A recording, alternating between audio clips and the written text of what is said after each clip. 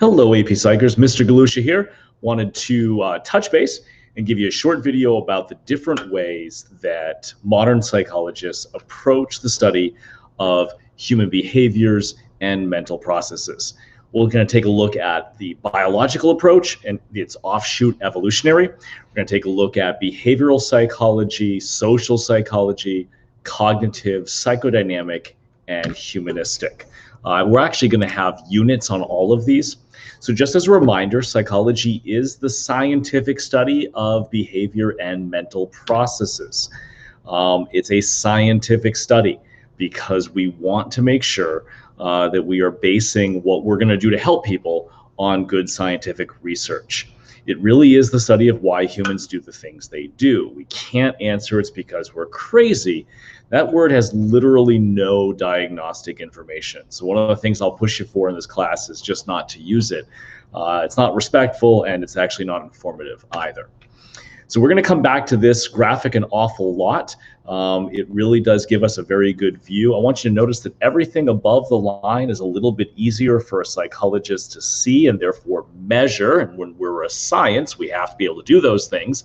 And then everything below the line is a little bit harder to get our grasp on, especially psychodynamic. So let's start off with the notion of approaches. Approaches are basically just lenses through which we can choose to look at human behavior. If we see someone do something, there's many different explanations and causes, and different approaches to psychology will take a look at those different causes and then also those different treatments that we could have. So one lens that we could view people's actions through is the biological lens. So here we're going to look at what people think and do based upon their biology. So we're going to be looking at physical things like the brain and the endocrine system and the nervous system and neurons and neurotransmitters, real chemicals and compounds and physical structures. So here make sure that it is about the brain and neurotransmitters, drugs, and those effects on the brains will all be studied under biological psychology. Your senses, your physical eyeball is part of biological psychology. Now, an offshoot of that is evolutionary psychology. Still here dealing with the physical world, but now with the mechanisms of evolutionary psych.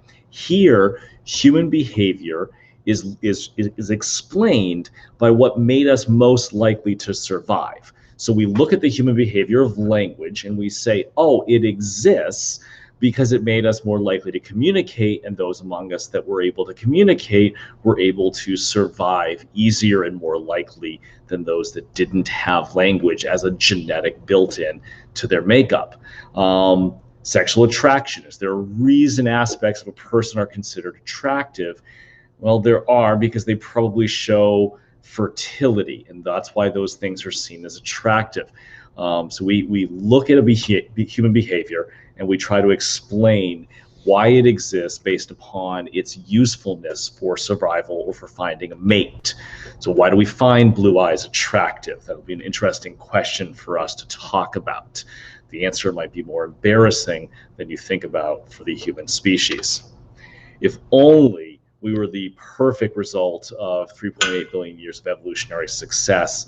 If only we were act like it. I don't know if we've gotten there yet. So evolutionary psychology, an outgrowth of biopsych. And then our next one that's very, very easy to see is behavioral psychology. This is an approach to psychology that is going to be focused on learning. How do people learn in their environment? I'm going to physically watch their behavior and see their behavior and be able to study it.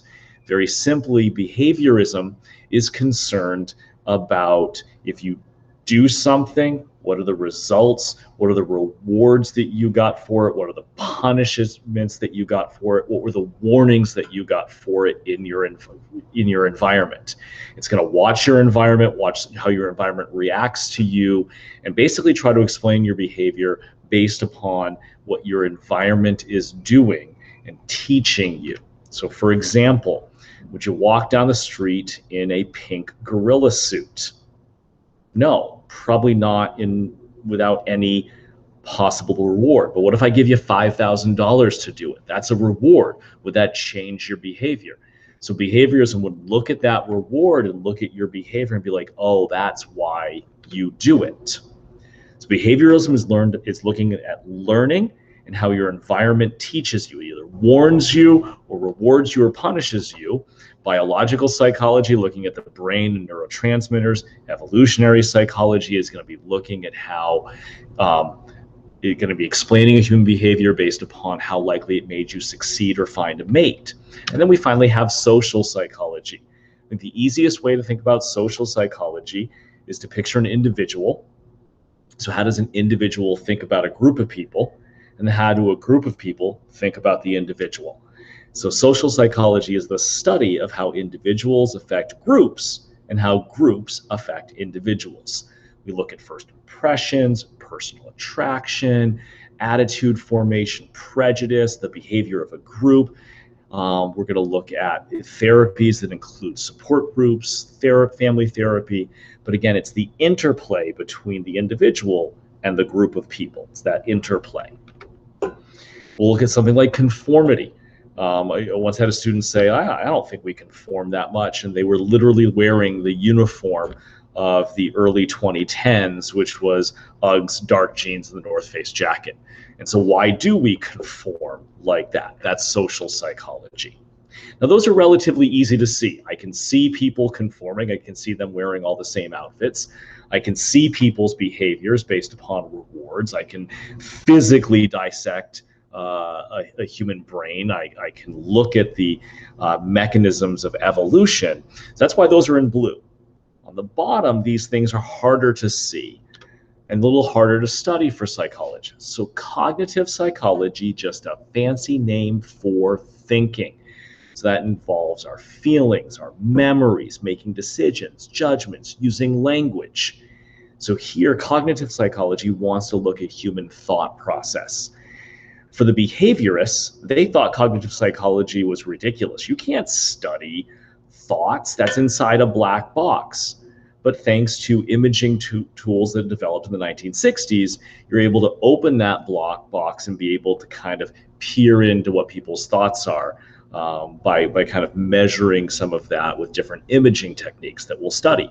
So cognitive psychology opens the black box, doesn't just look at outside behavior that we're doing, but looks inside at our mental processes. Gestalt psychology is an offshoot.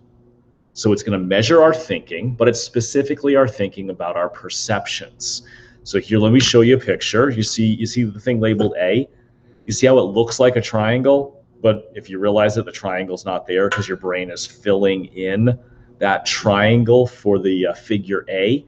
In Gestalt psychology, we study the whole of perception. So the triangle's not there, but we perceive a triangle. So our perception of triangle is actually more than if you just add up the sums of the parts that are there. So those 3 Pac-Man and A don't equal a triangle, but our brain fills in the triangle. So our perception, our thinking about it, is actually more than what is there, which is where the name Gestalt gets its name from, meaning the whole, or the whole of perception. So let's go back here. Cognitive psychology is about your thinking. Okay, language, memory, motivations, emotions, probably our biggest unit in AP psychology. Gestalt psychology is specifically about our thinking of perception, so a smaller subset. Now we've got 2 left. They're the same in that they're really hard to study because they're really hard to see, but they're actually opposites of each other. So psychodynamic psychology, I'm going to give you 3 words that I always want you to use with psychodynamic psychology. First and foremost, it will deal with the unconscious. This cauldron of primitive drives and desires that are in all of us that we don't even know are there. Freud is going to be the guy. He's going to say that it happens during childhood. So that's the second one there. It's these unconscious things that happen in childhood. And oftentimes with psychodynamic psychology, Freud, wrongly so, we don't agree with him, but he's so popular we got to talk about him, said a lot of those drives and motivations come from sexual aggression or desires. So that's your third word. So it's unconscious, it happens in childhood, and it's oftentimes going to be eventually focused as you mature into these sexual drives and desires. So we're going to get into this. I know it sounds kind of weird coming off, but take a look at the unconscious drives and conflicts. Humanistic psychology is very opposite with psychodynamic psychology, which you can't prove or disprove is there because you can't study it, because Freud says you didn't even know that the unconscious is there. Humanistic psychology is going to be different, that it's very positive, where the unconscious desires and aggressions and Freud drag you down. Humanistic psychology believes that you are going to reach your full potential, that you're going to move up and become a better version of yourself. So it's focused on the human. A little less easy to study. It's developed in the 1960s, a little more of a hippie movement, not as scientific as the things above that graphic in our class. But here, the importance of love, belonging, reaching your full potential in humanistic psychology. We'll study Maslow's hierarchy of needs, where we start off with just the basic need of food and shelter, up here in safety, security, to feel belonging, and then eventually we go into our esteem needs. The difference from psychoanalytic psychology is that there's no notion here of an unconscious. Here we have a constant movement up as we become better, whereas in psychodynamic psychology, it drags us down. That unconscious is always a source of conflict that we have problems with. So we'll go back here. We've got our top behavioral. It's about learning. It's about our actions, how we react to the environment, and why we do things to get rewards in it. Biological, brain, neurotransmitters, chemicals, things I can dissect and measure. Evolutionary psychology explains our behavior based upon what was most likely to make us survive or reproduce. Social psychology, it's that interplay between the individual and the group, between the group and the individual. It's that study of how those two things affect each other. Cognitive psychology, just a fancy word for thoughts. Gestalt psychology means the whole. It is talking just about perception, just about visual perception. We'll get into a therapy method called Gestalt later. Psychodynamic psychology is going to be focused on your unconscious and the aggressive and sexual desires that are there. You can't prove that it doesn't exist because Freud says you didn't even know about it, which puts it at the very bottom. Not scientific. I'm not a fan, you can see. But still a lot of useful things in here that we will look at, and that's why we still study it. And then finally, the reaction to psychodynamic psychology is humanistic. So it's not as pessimistic. Here, still hard to study, still not as scientific as the ones on the blue, but here humanistic psychology looking at our ability to get better and to become fully functioning humans as we move up. We are going to spend an entire year studying all of these topics, so you'll develop mastery, but it's important for us to kind of begin by taking a look at all the different modern approaches to psychology. Take care, AP Psychers.